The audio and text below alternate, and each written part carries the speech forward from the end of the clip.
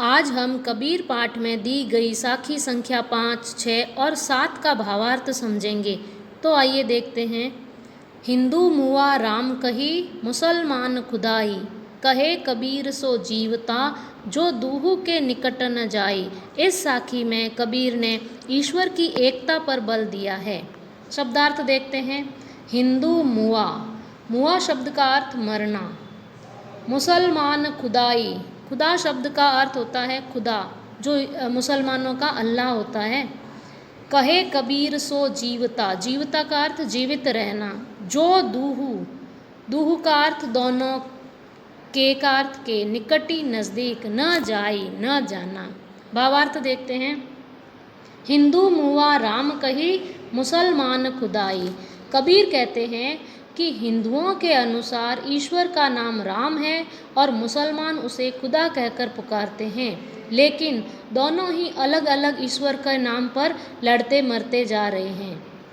कहे कबीर सो जीवता, जो दूहू के निकट न जाई।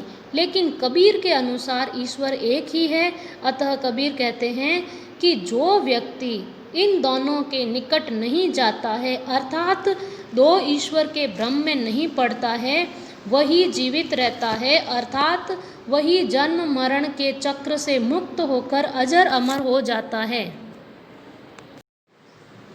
देखते हैं साखी संख्या 6। काबा फिरी काशी भया, राम ही भया रहीम, मोट चून मैदा भया, बैठी कबीरा जीम। इस साखी में भी कबीर एकेश्वरवाद पर बल देते हुए कहते हैं कि जिसके मन में एकेश्वरवाद का भाव आ जाता है, उसके सारे धार्मिक मतभेद समाप्त हो जाते हैं। कठिन शब्दार्थ देखते हैं। काबा मुसलमानों का पवित्र तीर्थ स्थल, काशी हिंदुओं का पवित्र तीर्थ स्थल, राम हिंदुओं के ईश्वर, रहीम अर्थात खुदा मुसलमानों के ईश्वर, मोट चून मोटा आटा अर्थात धार्मिक मतभेद, मैदा जब मोटे आटे को पीसा जाता है, बारीक पीसा जाता है, तब वह मैदा बन जाता है, तो इसमें मैदा धार्मिक सहिष्णुता के अर्थ में प्रयुक्त हुआ है। बैठी कबीरा जीम, जीम का अर्थ भोजन करना। भावार्थ देखते हैं। काबा फिरी काशी भया, राम ही भया रहीम। कबीर कहते हैं कि जब उनके हृदय में एकेश्वरवाद का भाव आ गया, तब उनके लिए काबा और काशी में कोई अंतर नहीं रहा। उसी प्रकार राम और रहीम में भी कोई अंतर नहीं रहा, अर्थात उनके मन में हिंदू और मुस्लिम अलग धर्म न होकर एक ही धर्म हो गए।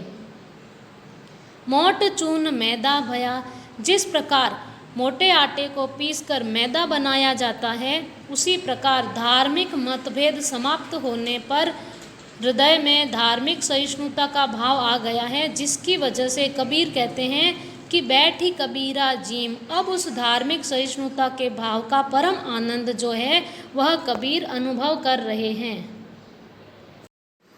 अब साखी संख्या 7।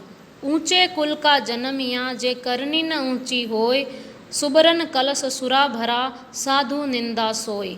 इस साखी में कबीर ने सोने के कलश और शराब का उदाहरण देकर यह स्पष्ट किया है कि मनुष्य जन्म से नहीं, अपने कर्म से महान बनता है।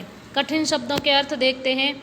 ऊंचे कुल का जन्मिया, ऊंचे कुल उच्च कुल में, जन्मिया जन्म होना, जे यदि, करनी कर्म, ऊंच न होई कर्म बड़े नहीं हो, सुबरन स्वर्ण, सुरा शराब, साधु सज्जन लोग, निंदा का अर्थ निंदा।